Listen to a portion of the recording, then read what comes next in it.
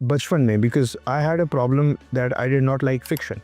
मुझे फिक्शन नहीं पसंद था, लेकिन मेरे कुछ बड़े ज़बरदस्त टीचर्स आए थे ओ ए लेवल्स में, even earlier 5th 6th 7th grade में। मैं 2-3 नाम लेना चाहता हूँ बिकॉज आई थिंक वहाँ पे क्रेडिट ड्यू है।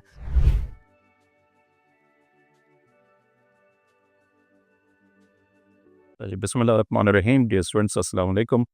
This is CSS 2024 result, and today we have our honorable guest, Mr. Turhan Khan, 7th position holder all over Pakistan. आज इनके साथ हमारी गुफ्तगू होगी, उतार चढ़ाव और इनका सफ़र, ये सब इनकी ज़ुबानी। तुरहान, अस्सलाम वालेकुम। वालेकुम अस्सलाम सर, कैसे हैं आप? Welcome to Nawa. Thank you so much sir. Turhan, कलाम शायर बज़बान शायर, बताइए सफ़र कहाँ से शुरू हुआ, एजुकेशनल बैकग्राउंड क्या था, और ये ख्याल कहाँ से आया कि आपने CSS का एग्ज़ाम देना? सर 1997 में पैदा हुआ सिटी ऑफ पेशावर में। प्राइमरी एजुकेशन मैंने वहीं पे की। उसके बाद मिडिल स्कूल और ए लेवल्स मैंने इस्लामाबाद से किया था। फिर मैं लम्स चला गया अल्हम्दुलिल्लाह। वहाँ से मैंने BSc economics political science joint major किया और हिस्ट्री में माइनर भी कर लिया। तो वो आउट ऑफ प्योर इंटरेस्ट हमने अल्हम्दुलिल्लाह किया था। फिर मैंने इधर वापस आके ISAPS institute of social and policy sciences में जॉब की है एज ए रिसर्च एसोसिएट। और सीएसएस का आफ्टर ग्रेजुएशन मतलब कैसे शौक बना, ये जो administration in its as a service and as a job मुझे वैसे भी पसंद थी। स्पेशली जब मैं हिस्ट्री पढ़ रहा था, लम्ज़ में पढ़ रहा था, उससे पहले ही पढ़ रहा था, तो कुछ चीज़ें such as Prussian administrative service, फिर इसकी वजह से पाकिस्तान एडमिनिस्ट्रेटिव सर्विस, इनके बारे में पढ़ने लगा। वो वेबेरियन हायरार्कीज़ और ब्यूरोक्रेसी बड़ा मुझे मज़ेदार, जब मैं रीडिंग्स करता था अपने इंस्ट्रक्टर्स के साथ टाइम गुजारता था, मुझे फैसिनेट करता था काफ़ी ज़्यादा। तो उसके बाद by the end of LUMS काफ़ी हद तक मेरा माइंड वो उस पे हो गया था। मेरा असल में एक और ये था कि मुझे पर्सनली ना मुल्क से बाहर जाने का ना वो नहीं था, रहने का या कुछ।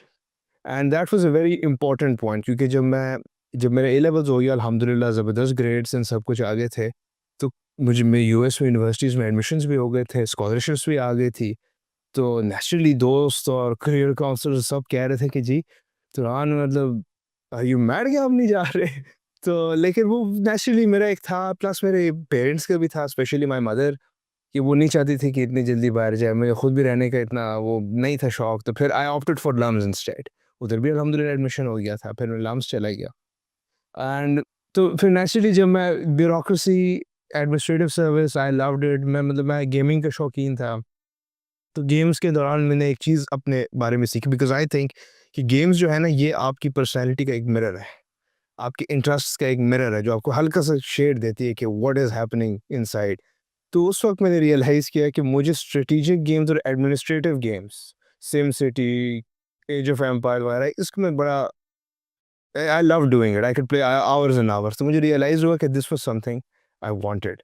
एंड नेचुरली इसका फिर रूट जो था वो सीएसएस के through in the administrative services था। तो दिस इज़ हाउ वो फिर वो शौक मुझे डिस्कवर भी हुआ, and then I went for it. Brilliant. अच्छा, अभी ये बताइए, आपके पास 2 चॉइसेस थी, एक तरफ आपके पास फॉरेन स्टडीज़ की एक चॉइस थी, एक तरफ यहाँ पे सिविल सर्विसेज़ के लिए, और चूँकि आपका एडमिशन भी वहाँ पे हो गया था, तो ये फिर आपको कठिन नहीं लगा? क्योंकि ये जो तैयारी का मरहला है सीएसएस का, ये तो बहुत मुश्किल है और इसका रिज़ल्ट भी बड़ा अनप्रेडिक्टेबल होता है, तो कभी ज़हन में ये आया नहीं कि व्हाट इफ, कि अगर यहाँ पे ना हुआ तो फिर मेरे पास जो है दूसरा रास्ता क्या है? ये तो आता है, स्पेशली जब ये सीएसएस 2024 थोड़ा सा डिले हुआ है इसका रिजल्ट, तो उसमें कोई डिप मोमेंट्स थे मेरे लाइफ में जिसमें आप बहुत परेशान होते हैं और आप सोचते हैं कि यार did I really make the right decision? ठीक है ना। लेकिन अल्हम्दुलिल्लाह एक तो देखिए 2-3 चीज़ें होती है। एक तवक्कुल होता है अल्लाह पे, वो अल्हम्दुलिल्लाह हमारा था। उसके अलावा दूसरा अपने एबिलिटीज़ पे था कि यार इफ यू वर्क हार्ड तो इंशाल्लाह हो जाएगा। तीसरा ये था कि even if I wanted to go abroad, वो ये था मेरे दिमाग में कि for a masters degree which is 2 years shorter in length, that is better. जो बैचलर था ना, it's a very instrumental moment. आप 17-18 होते हैं, आप बैचलर के लिए चले जाते हैं, 4 इयर्स एक वेस्टर्न कंट्री में गुजारते हैं, आप फिर वहीं के हो जाते हैं, then you have to live there, ठीक है ना। एक्चुअली वो पर्क्स, वो चीज़ें जो ऑफर करते हैं, तो फिर आप कहते हैं कि मैं वहीं रह लेता हूँ। तो वो चीज़ I later in life when you are later 24-25 जब मास्टर्स के लिए जाते हैं, तो yes I did have a backup. मैं जीआरई भी पढ़ रहा था साथ-साथ when I give the CSS exam, के इन केस खुदा ना खास्ता अल्लाह ना करे ये ना हुआ, तो we do have a masters. फिर उसके बाद उसमें कुछ पढ़ के वापस आके काम, मतलब पाकिस्तान में ही रहना था, तो वो अल्हम्दुलिल्लाह। अल्हम्दुलिल्लाह वो फिर हो गया। अच्छा, मैं सब्जेक्ट्स की तरफ आता हूँ। आमतौर पे जो सब्जेक्ट्स कंपल्सरी के बड़े चैलेंजिंग होते हैं। सबसे पहला सब्जेक्ट ही एसे राइटिंग का होता है। मुझे बताइए एसे राइटिंग में आपकी स्ट्रैटेजी क्या थी? और आपने कौन-सा टॉपिक्स में अटेम्प्ट किया था और उसे किस तरह डील किया था? जो ऐसे पेपर इंडीड बहुत टफ पेपर था, होता भी है, डर भी लगता है उसमें, क्योंकि जब आप एनुअल रिपोर्ट्स खोलते हैं एफपीएससी में, उसमें तो कसम ज़्यादा फेल भी होता है। एक ये था जो इम्पोर्टेंट पॉइंट था कि पर्सनली एक तो आप मेरा बैकग्राउंड अल्हम्दुलिल्लाह बहुत अच्छे थे, from O levels to A levels मेरे SAT scores, English as a language in LUMS भी मैंने अल्हम्दुलिल्लाह बहुत अच्छा वो किया, तो there there was a strong background as well. उसके बाद ये था कि सीएसएस इज़ अ जॉब, तो it has its own requirements. तो एक तो आई केम तो नोआ ने बड़ा ज़बरदस्त इसमें फैसिलिटेट किया। मैंने ऑनलाइन लिए क्योंकि आई जस्ट आने का वो नहीं था, और यहाँ पे मैंने फिर डॉक्टर आरिफ के साथ पढ़ा था, and there I learned the tricks, the techniques and the structure of the SA exam. और वो करने के बाद नेचुरली मैंने फिर प्रैक्टिस किया, एंड देन आई रियलाइज़ कि अब करना क्या है। जो टॉपिक मैंने चूज़ किया वो सरप्राइजिंगली था पाथवेज टू पाकिस्तान्स प्रॉस्पेरिटी। अब why did I choose this topic, इसमें 2-3 थे। एक ये था मेरा इकोनॉमिक्स का बैकग्राउंड है। वो एक बहुत अच्छा एक नॉलेज बैंक मेरे पास था उसके लिए। गवर्नेंस मैंने भी पढ़ी हुई थी, हिस्ट्री मैंने पढ़ी हुई थी, तो pathways to prosperity was something जिसमें सोशल फैक्टर्स, इकोनॉमिक फैक्टर्स, तो ये फैक्टर्स मुझे पहचाने-पहचाने थे। तो जब when you have to give references, तो मुझे पता था कि मैं कहाँ पे कौन-सा रेफरेंस यूज़ करना है। और दूसरा ये था कि नेचुरली मैंने सीख लिया था यहाँ पे इन फैसिलिटीज़ में कि स्ट्रक्चर कैसे करना है, आउटलाइन कैसे करनी है। तो I played it on my strengths, जो मेरे स्ट्रेंथ्स थे, and I was taught the techniques, and अल्हम्दुलिल्लाह ज़बरदस्त हो गया। अच्छा, ये बताइए कि आपकी आउटलाइन्स जो थी वो कितने पेजेज़ की थी और एसे की वर्ड लिमिट आपने कितनी अचीव की थी? Outline about 1 and a half page था मेरा, अबाउट अभी काफ़ी टाइम हो गया, but I do remember it was 1 and a half page, and I was at 2950 और 2948 जब मैंने लास्ट काउंट किया था, इसके करीब मेरे वर्ड्स 2948 वर्ड्स तक राइटिंग स्किल जो है बड़ी काफ़ी अल्हम्दुलिल्लाह। बेस्ट थी। ये तो बड़ी इंस्पायरिंग चीज़ हो गई हमारे लिए। अच्छा, इसी तरह जब हम ऑप्शनल्स की तरफ आते हैं तो आपका ऑप्शनल्स कौन-कौन से थे? अच्छा, मैं बिल्कुल ही उसके जो जो स्टैंडर्ड्स होते हैं उसके खिलाफ किया। मैंने कहा, जो मेरी स्ट्रैटेजी थी वो ये थी कि सीएसएस में I will choose those subjects which I enjoy reading, क्योंकि मैं वो टिपिकल नोट्स नहीं बना मतलब इस ब्रेन का मेरा स्ट्रक्चर ऐसे है कि मैं टिपिकली नोट्स नहीं बना सकता। My focus is always towards reading, I enjoy reading. तो मैंने सब्जेक्ट्स लिए ग्रुप 1 से इकोनॉमिक्स, मैंने European history, governance and public policy, journalism and mass communication और agriculture and forestry. Very unconventional subjects, और because I loved each and every one of them. अब economics तो चलो डिग्री थी, it had a very strong background, वही मैं पढ़ रहा था। लेकिन जो बाकी सब्जेक्ट्स थे, आई एन्जॉयड रीडिंग देम। तो सीएसएस में ये मुझे फ़ायदा मिला है कि जो सब्जेक्ट्स मुझे पसंद थे, वो पढ़ने तो पड़े थे, और फिर आप कह देते हैं पेरेंट्स कि मुझे बुक्स भी लेंगे, तो बुक्स भी वो खूबसूरत सी आई है, and I really enjoyed it. अच्छा, एग्रीकल्चर फॉरेस्ट्री ये बड़ा अनयूजुअल आमतौर पे मेरा ख़्याल है पहले किसी दौर में रखा करते थे लोग, अब इतना ज़्यादा रखते नहीं हैं। तो इसको रखने की कोई स्पेसिफिक वजह? जब मैं इकोनॉमिक्स पढ़ रहा था लम्स में, तो वहाँ पे मैंने एक इलेक्टिव कोर्स लिया था, agriculture and food policy, and that was the first time I came in and met agriculture as a subject, as a discipline. And वहाँ पे मुझे बहुत फ़ैसिनेटिंग लगा, वो जो कैनाल्स हो गए थे, या वो हेड टेल के जो डिफरेंसेस थे, जो बीटी कॉटन है, वो जीन्स मैनिपुलेशन आप कर रहे हैं, so I I found it so fascinating कि आफ्टर डूइंग द सब्जेक्ट मैंने उसके बाद वैसे भी खुद पढ़नी शुरू कर दी थी। ऊपर अल्लाह ताला चीज़ें सेट करता है। वो फिर सेट ऐसी हुई कि when I came for CSS, उसमें मैंने देखा तो एग्रीकल्चर, मैंने कहा why not, I will study it. So it is a unusual subject, but I studied it in economics. I started it from the economics perspective and then took it down into hardcore agriculture, किसमें होता क्या है, plants और crops and everything. और यही technique आपने फिर journalism mass communication के साथ भी रखी? जी सर, उसमें 2 वजूहात थी। एक, मैं पठान हूँ, लेकिन मेरा ये था कि जो पश्तो है मुझे लिखनी नहीं है। वो I didn't want to go into a regional language, और वो मैं नहीं करना चाह रहा था। Again journalism was a subject that I found fascinating, क्योंकि मैंने जब वर्ल्ड वॉर 2 हिस्ट्री पढ़ी थी, जोसेफ गोबेल्स और उसके जो टेक्निक्स थे जर्नलिज्म, मास कॉम में, how to control the population, मुझे इतने ज़बरदस्त लगे कि आई थॉट कि ये this would be a pathway to learn it. तो जब मैंने पढ़ा भी तो यस मैजिक बुलेट थ्योरी पढ़ी, वो हाइपोडर्मिक नीडल पढ़ी, तो इट वाज सो इंटरेस्टिंग कि यार this is such an amazing subject. और इन सब के लिए आपने कोई रेगुलर नोट्स नहीं बनाए थे, सब नहीं रीडिंग्स थी और आपका बैकग्राउंड नॉलेज था। बिल्कुल सर। गवर्नेंस, ये तो बहुत अच्छी बात है। यानी कि बेसिकली हमारी जो रीडिंग स्किल्स है, जो हम आमतौर पे सफ़र करते हैं, ये रीडिंग ही जो जो आपकी राइटिंग की बुनियाद बनती है। और हमेशा हमारे यहाँ यही कहा जाता है कि a good reader can become a good writer, if you are not a good reader, you can never become a good writer. बिल्कुल ऐसे है सर। मैं मतलब हमेशा क्रेडिट देता हूँ अपने इंग्लिश टीचर्स का बचपन में, because I had a problem that I did not like fiction. मुझे फिक्शन नहीं पसंद था। लेकिन मेरे कुछ बड़े ज़बरदस्त टीचर्स आए थे ओए लेवल्स में। Even earlier 5th, 6th, 7th grade में मैं 2-3 नाम लेना चाहता हूँ बिकॉज़ आई थिंक वहाँ पे क्रेडिट ड्यू है। मैम आयशा पाशा थी, मैम नादिया थी और मैम शाज़िया खालिद थी। दीज़ 3 इंग्लिश टीचर्स, उन्होंने हमें फ़ोर्स किया कि भई बच्चा आपने पढ़ना तो है फ़िक्शन।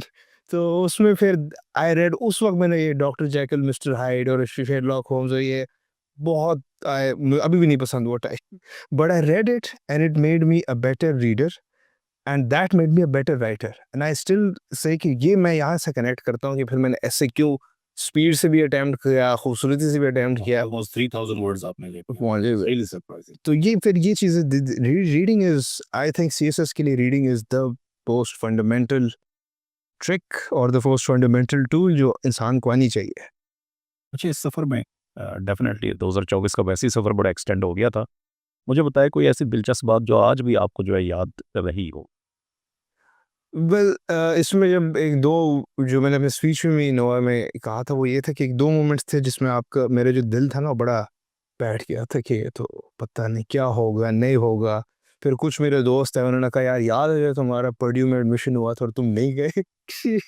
सो मैं मुझे तो बड़ा उस पे वो हुआ, तो फिर फ्रेंड ऑफ माइन जो मुस्तफ़ा है वो आके और वो मुझे समझाना है कि भाई नाउमीदी कुफ़र है। You are not supposed to do this, ये ना करो, स्टे फोकस्ड, सब अल्लाह खैर करेगा। तो ये जो लाइन है ना कि नाउमीदी कुफ़र है, दिस स्टक विद मी क्योंकि ये बहुत ये हमारी ईमान का बुनियाद है कि नाउमीदी नहीं करनी क्योंकि अल्लाह ताला है। तो this was a very important I think जो इवेंट मैं इसको स्टे करूँगा। और जो सबसे दिलचस्प मोमेंट था वो ये था कि जब रिज़ल्ट आया तो मैं मॉल में था। ठीक है ना? तो वो जब रिज़ल्ट आया मैंने कहा मैं नहीं खोल रहा। तो फिर मेरी बहन और मेरे वालदा उन्होंने कहा क्या क्या कर रहे हो? तू खोल। और जब मैंने खोला मुझे अपना नाम नहीं नज़र आ रहा था। मैंने कहा ये क्या है? सो अल्हम्दुलिल्लाह। बड़ी बात है, अल्हम्दुलिल्लाह, अल्लाह ने नवाज़ा आपको। अब वो कहते हैं ना कि एक तो दौर वो था जो एफपीएससी के सामने आप इंटरव्यू पैनल में अपीयर हुए थे। एक वक़्त वो है कि जो यहाँ पे इंटरव्यू में अपीयर हो रहे हैं। अल्लाह ख़ास बताइए है कि इन दोनों में जो है, अब आप खुद को कहाँ पे देख रहे हो और इन 2 में फ़र्क क्या है? उसमें तो 3 पैनलिस्ट थे and they were really probing you, तो वो तो वो तो एक different experience. They were very genuine people, बड़े अच्छे लोग थे। यहाँ पे तो आई एम स्माइलिंग ये खुशी अल्हम्दुलिल्लाह। अच्छा, ये बताइए कि इंटरव्यू की प्रिपरेशन में आपकी नोआ ने किस तरह हेल्प की? और कौन-सी ऐसी चीज़ें थी जो एक एस्पिरेंट्स को भी मद्देनज़र रखनी चाहिए इंटरव्यू की प्रिपरेशन के लिए? तो इंटरव्यू देखें, सीएसएस का इंटरव्यू इज़ वेरी डिफरेंट क्योंकि हाँ, मैं आदी था कॉर्पोरेट इंटरव्यूज़ का। अच्छा मेरे डिबेटिंग में बैकग्राउंड है, मैंने डिबेटिंग की हुई है, लेकिन this is another ball game. यहाँ पे कुछ और रूल्स हैं इसके, और because it's a job to be a bureaucrat.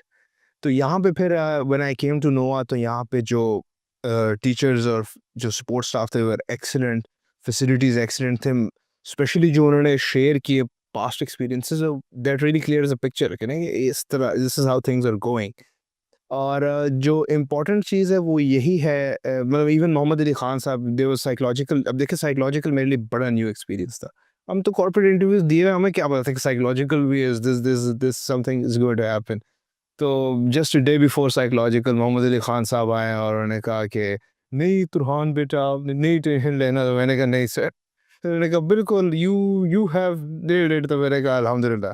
तो दिस वाज अ वेरी मतलब the teacher support was important. The mock interviews were fantastic because I think I had a harder time here than with the panel. ये है ना।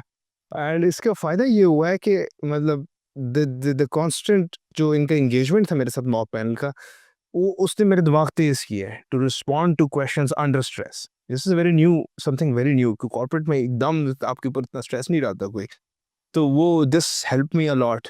तो जो aspirants future में हैं उनको मतलब ये समझ होनी चाहिए, this is not a corporate interview, this is a bureaucratic interview, इसके अपने कुछ रिक्वायरमेंट्स होते हैं। अगर मैं तो नोआ अल्हम्दुलिल्लाह वाज़ वो है कि फॉर द मेन ट्रायल उससे पहले ट्रेनिंग साथ थी कि सो ट्रायल वाज़ गुड। अरे ये टुकर है हमारे साथ जो है टफ ट्राई की किसी ने तारीफ कहा है नहीं तो लोग आसान और जो सहल पसंदी होती है उसकी तारीफ ज़्यादा है। So again Turhan that was a very nice talking to you. मुझे बताइए अगर हमारे आने वाले जो एस्पिरेंट्स हैं उनके लिए कोई पैगाम अगर आप देना चाहें। बिल्कुल, फर्स्ट ऑफ ऑल रीडिंग, आपने रीडिंग करनी है। There is no shortcut to reading, इसका कोई मैजिक पिल नहीं है कि वो आपको मिल जाएगा और आप समहाउ कर लेंगे। CSS is a tough journey, इसमें टाइम लगता है क्योंकि नेचुरली आपको इतना इम्पोर्टेंट रोल मिलने वाला है मुल्क की तकदीर के अंदर, तो they have to test and properly test you.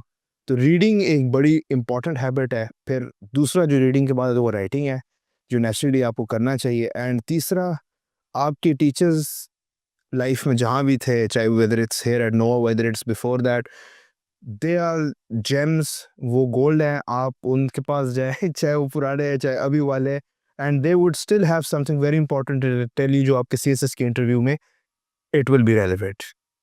Farhan जनाब हमारे नौजवानों के लिए भी एक एग्जांपल है कि जिनके पास दो बड़ी क्लियर चॉइसेस थी। अब जिस तरह हमारे नौजवान अभी बहुत ज़्यादा इंस्पायर होते हैं जो है द रोड नॉट टेकन, आपने वो रास्ता इख्तियार किया और ये निकाल भी आपने लोगों के लिए कायम की।